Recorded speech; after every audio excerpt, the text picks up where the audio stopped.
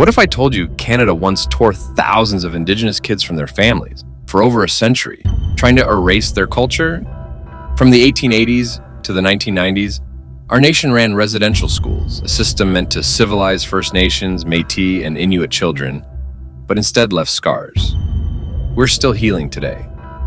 I'm diving deep into this haunting story on Politically Canadian to uncover the truth, the pain, and the lessons we've learned. As a Canadian who loves this country, I believe reflecting on our past makes us better.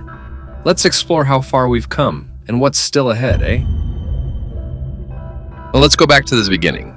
Canada's story with Indigenous peoples started long before Confederation in 1867. For centuries, First Nations, Métis, and Inuit lived rich lives, hunting, trading, passing down traditions through stories and songs. But when European settlers arrived, they saw Indigenous ways as a barrier to their vision of a new nation. By the 1830s, the Mohawk Institute in Brantford, Ontario, opened as the first residential school, run by the Anglican Church. After Confederation, the government got serious. Sir John A. Macdonald, our first Prime Minister, said in 1883 that kids should be withdrawn from parental influence to acquire the habits of white men. That's when the Indian Act of 1876 kicked in, setting the stage for a system that would forcibly assimilate Indigenous children. By the 1880s, residential schools spread like wildfire. Over 130 schools operated across Canada, except in Prince Edward Island, Newfoundland, and New Brunswick. The government partnered with churches, mostly Catholic and Anglican, to run them, funding per student, while the churches provided teachers. At their peak in 1931, 80 schools were open, with over 17,000 kids enrolled. The Indian Act made attendance mandatory for treaty status children aged 7 to 15 by 1920.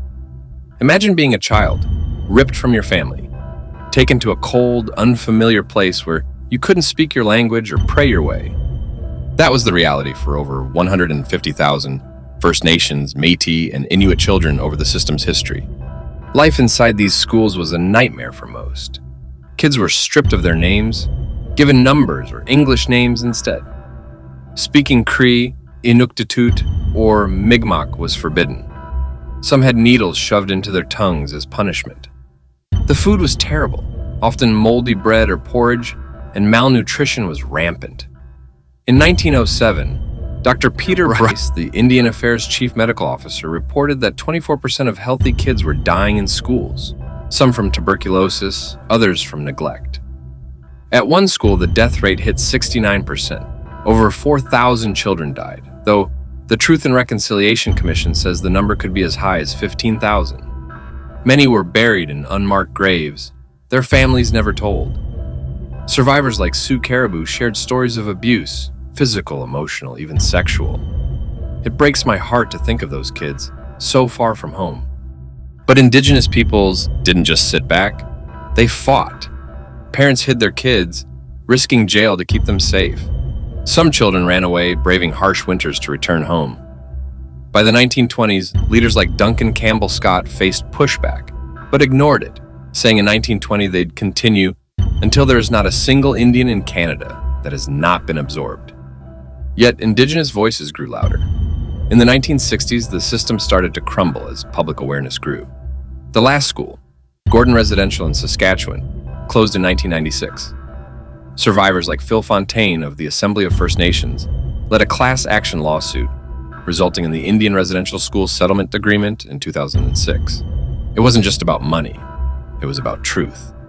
In 2007, the Truth and Reconciliation Commission was formed to document survivors' stories. Over 7,000 Indigenous people shared their experiences, stories of loss, but also resilience.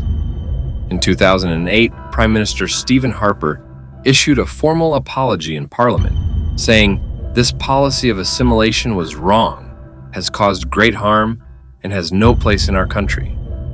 The Truth and Reconciliation Committee's 2015 report called it cultural genocide, revealing the system's goal to erase Indigenous identities. It wasn't just about the past. It exposed ongoing impacts, broken families, language loss, and intergenerational trauma.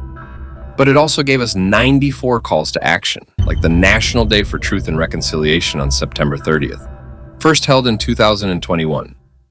Canada was starting to listen. Then came the discoveries that shook us all. In 2021, ground-penetrating radar found 215 potential unmarked graves at Kamloops Indian Residential School in British Columbia. Soon after, 751 were detected at Mariaval in Saskatchewan and 182 at St. Eugene's in British Columbia. These weren't new secrets. Survivors had long spoken of children who never came home. But the news hit hard, reopening wounds. Folks online called it Canada's darkest history, a truth textbooks hid for too long. Some even burned churches in anger, though many Indigenous leaders called for healing, not destruction. It was a wake-up call for all of us to face the past head-on. Here's what I love about Canada. We're learning.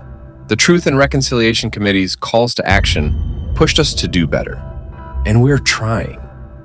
The National Center for Truth and Reconciliation in Winnipeg holds survivors' stories, ensuring they're never forgotten.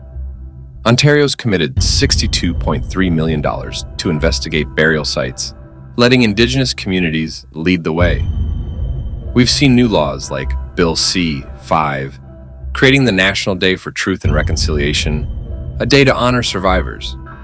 I'm proud of how far we've come since the last school closed, 1996. Yes, there's work to do. Language revitalization, better education, healing trauma, but reflecting on this past makes us stronger. It reminds us to listen, to care, and to build a Canada where every voice matters.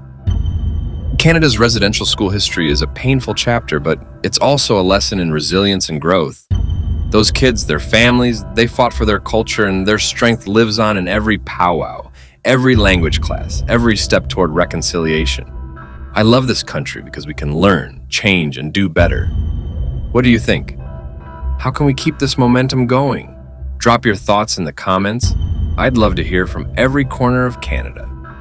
If this story moved you, give us a like, subscribe, and hit that bell for more on Politically Canadian. Let's keep reflecting and building a brighter future together, eh?